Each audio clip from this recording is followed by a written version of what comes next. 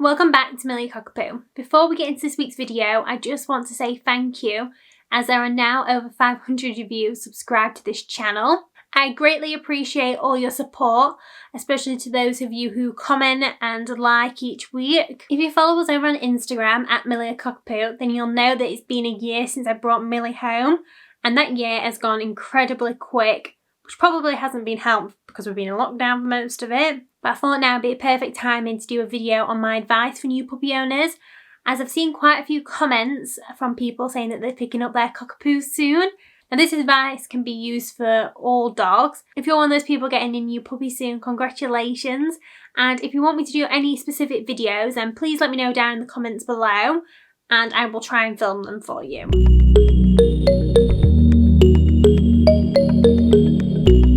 As always, anything that I mention in this video will be linked down in the description box. So if you're looking for anything in particular, just go look down there. So my first bit of advice is there's no such thing as doing too much research. Even when you bring them home, you will continue doing research, but I recommend doing as much as possible before you bring them home. I watched a lot of YouTube videos and I specifically recommend Zach George's channel. He's a dog trainer and he has a couple of series on how he's raised puppies of his own. So I definitely recommend giving those a watch because they show you like real life experience. You don't have to do everything that he does in the videos. I definitely didn't keep Millie on a lead in the house while she was young like he does, his pups. But you pick up a lot of other tips and tricks and you can choose what you want to do for your dog and what's best for you. Along with that, I also recommend reading the book Easy Peasy Puppy Squeezy by Steve Mann, I believe. I should have gone and got it and I could show you.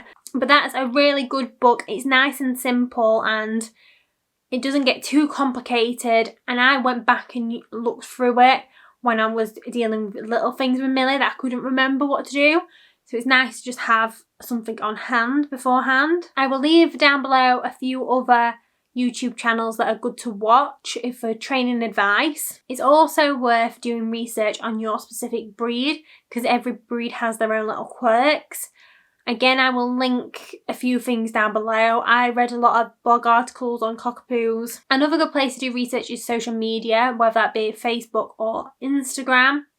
There are a lot of groups on both of those and communities that you can join and find out other people's experiences. So I definitely recommend joining those. My next tip is to book your puppy onto puppy class from an early age. And by an early age, I mean as soon as they can go out for walks and they've had the second injections.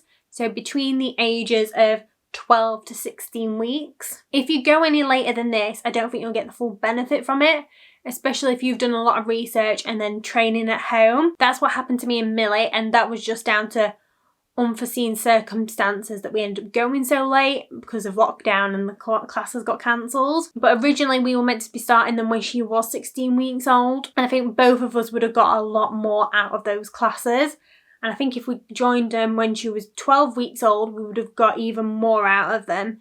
So definitely book your pups onto puppy classes as soon as possible. If you've seen some of my previous videos, then you would have heard me saying that crate training isn't for everyone, and I completely stand by that. However, I personally think everyone should give it a go. And the main reason for that is, if your dog gets used to a crate and realises it's a safe space, they're more likely to be fine when they are put in a crate and they're not with you. So whether you put them in kennels while you're on holiday, chances are they'll use a crate. When they go to the vets and they're in there for an operation of some sort, whether it be just a day operation or they're in there overnight, the vets will be putting them in a crate. If they're at the groomers, most likely they'll get put in a crate either just before their appointment or just after while they're waiting for you to pick them up or they're dealing with other dogs. And your pup will feel a lot more comfortable and safe in those environments and being put in crates if they've got used to it at home. It's why I'd recommend doing your research on crate training and then deciding what is right for you. When Millie was little, she slept in her crate at night, but if I went out during the day, I didn't lock her in the crate. The crate was always just open and she could go in and out of it as she wanted, and it was in the room there for her. And then when she got to about 6 months old, I transitioned her from her crate at night to just sleeping in the bed. But her crate is still downstairs in the kitchen, and when I often go out, she will go and put herself in the crate, and when I come back, she'll be fast asleep in the crate. During the day, she will often take herself away into the crate and nap in there as well, because she knows it's her quiet, safe space. So I do recommend giving crate training a go, but like I've said previously, if you're noticing your puppy's getting overly distressed in the crate and you're just not feeling comfortable with them being in there, then take them out.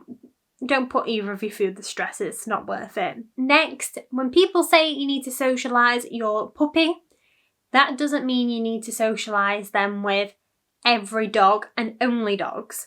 Socialising means your dog is experiencing different environments, so whether that's countryside, cities, towns, busy roads, car parks, your neighbourhood, beaches, all different settings that your dog could end in that you need to experience from a young age.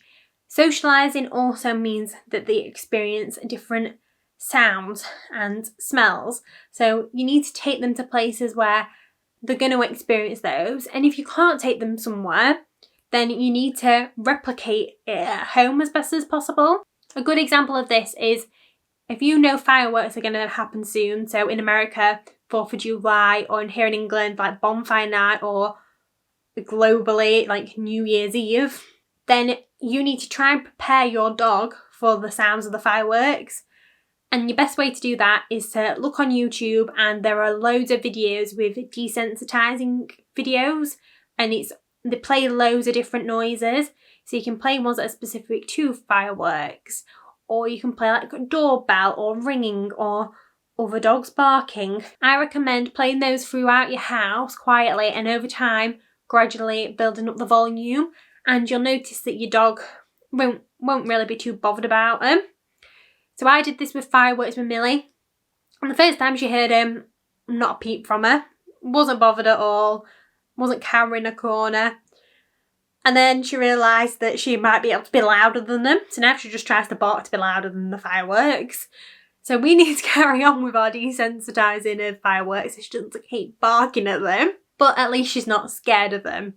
Other things it's worth desensitising him to at a young age are things like the Hoover, hair dryers, microwave washing machines, sounds of kids' laughter, babies crying, everything that you might not necessarily have in your home but they could come in contact with later on and outside in the wider world.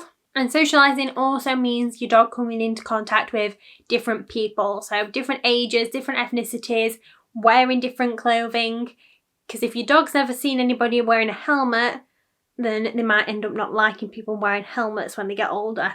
Along the same lines, socialising also means your pup needs to learn that they can't go up to every dog and every human, because otherwise in the future they'll think that that is what they are and they should be doing.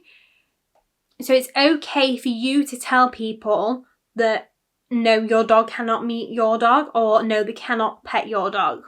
Next, definitely get pet insurance.